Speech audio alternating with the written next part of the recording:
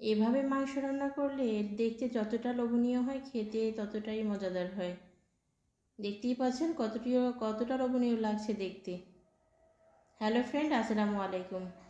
আশা করছি সবাই ভালো আছেন। আলহামদুলিল্লাহ, আমরাও ভালো আছি। আজকে অনেক দিন পর আরও একটি রেসিপি নিয়ে আসছি। আশা করছি আপনাদের ভালো লাগবে। আর ভালো লাগলে অবশ্যই আমার চ্যানেলটি সাবস্ক্রাইব করে পাশে থাকা ছোট বেল আইকনটি প্রেস করে দিবেন। এতে করে আমি যখনই কোনো নতুন রেসিপি কিংবা ব্লগ ভিডিও আপলোড দিব, সাথে সাথে নোটিফিকেশন পৌঁছে যাবে আপনার কাছে। দেখে নিতে পারবেন সুন্দর সুন্দর ব্লগ ভিডিও এবং সুন্দর সুন্দর রেসিপি। এই রেসিপিটি আমি খুব সহজভাবে করার চেষ্টা করেছি, যাতে আপনারা সবাই খুব অল্প সময়ে ঝটপটভাবে করে নিতে পারেন। খুবই অল্প মশলায় অল্প সময়ের মধ্যে করে নিতে পারবেন এমনই একটি রেসিপি হচ্ছে আজকের এই গরুর মাংস রেসিপি। অবশ্যই আপনাদের ভালো লাগবে। চলুন তাহলে দেখে নিই আজকে এই গরুর মাংস রেসিপি করতে আমার কি কি উপকরণ লাগছে। এখানে আমি নিয়েছি কয়েকটি কাজু বাদাম, নিয়েছি ধনিয়া, গোলমরিচ, লবঙ্গ, জিরা, সাদা এলাচ, জয়ত্রী, জয়ফল, কাঁচামরিচ, রসুনের কোয়া, পেঁয়াজ কুচি, সবগুলো আমি একসাথে নিয়ে নিয়েছি। চাইলে আপনারা ব্লেন্ড করে নিতে পারেন অথবা শিলনোড়ায় বেটে নিতে পারেন। মশলাটা পেস্ট করে নেওয়ার পরে আমি এখানে চুলাতে কড়াই বসিয়ে নিয়েছি। কড়াইতে দিয়ে দিয়েছি 1 কাপ পরিমাণ সয়াবিন তেল। তেলটা গরম হয়ে গিয়েছে। আমি দিয়েছি 2 টুকরো তেজপাতা, কয়েকটি এলাচ, 3 টুকরো দারুচিনি, সবগুলো দিয়ে আমি একটু লাল করে ভেজে নিব। আর এটা ভাজলে অনেক সুন্দর একটি সুগন্ধ বের হবে।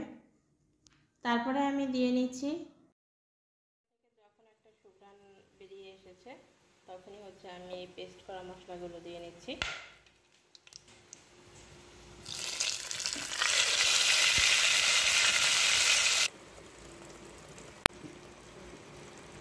এখানে 2 টিস্পুন হলুদ গুঁড়ো, 3 টিস্পুন মরিচ গুঁড়ো, স্বাদ মতো লবণ দিয়ে দিলাম।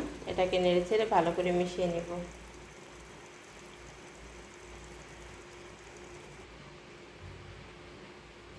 মশলাটা মেশানোর সাথে সাথেই কিন্তু কালারটা খুব সুন্দর আসছে, তাই না?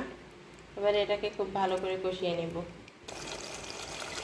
আর কষানোর সময় অবশ্যই চেষ্টা করবেন ঢাকনা দিয়ে কষানোর জন্য।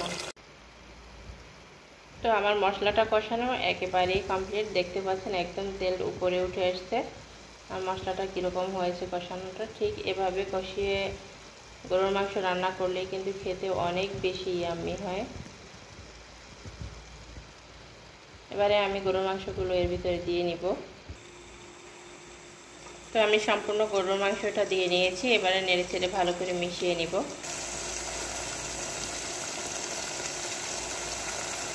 তো গরুর মাংসটা আমি নেড়েচেড়ে ভালো করে মিশিয়ে নিয়েছি।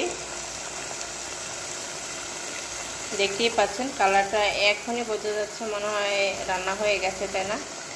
দেখতে কতটা ইয়াম্মি লাগতেছে।